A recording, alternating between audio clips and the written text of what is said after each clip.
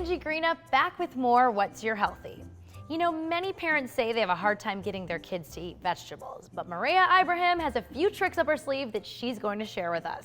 Mareya, thank you for being here. Thank you. This happens to be one of my favorite subjects because I have 2 kids. Great. Well, let's hear what you do with them. Well, it is a struggle sometimes. So I like to weave fruit and vegetables into the foods that they love. Smoothies. What kid doesn't love smoothies? So I've got my blender. I'm gonna throw in, I've got some powdered peanut butter in there, which we love because it adds some added protein. Then I'm gonna throw in my frozen fruit, little spinach. I trust you. And then I've got some unsweetened almond milk. So I've got my fruit and vegetables in there. So let's blend that up. Okay, there we go. Wow.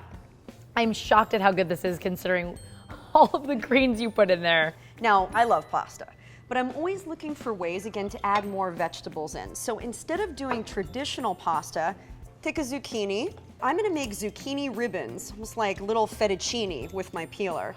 Zucchini fettuccine? Zucchini fettuccine! Kids love food that rhymes too, I'm guessing. They do. So look at that. We're making little pasta ribbons. And then you throw that into boiling water and literally just cook it for about a minute. Okay. And then they end up looking like this when they're done. Just like pasta.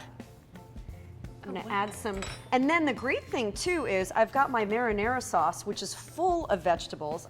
So all kinds of good stuff. Let's give it a bite. Give it a whirl. It's so good. It melts in your mouth. Tweet us all of the tricks you use to get your kids to eat veggies using hashtag #EtnaMyHealthy or create a healthy tile on whatsyourhealthy.com.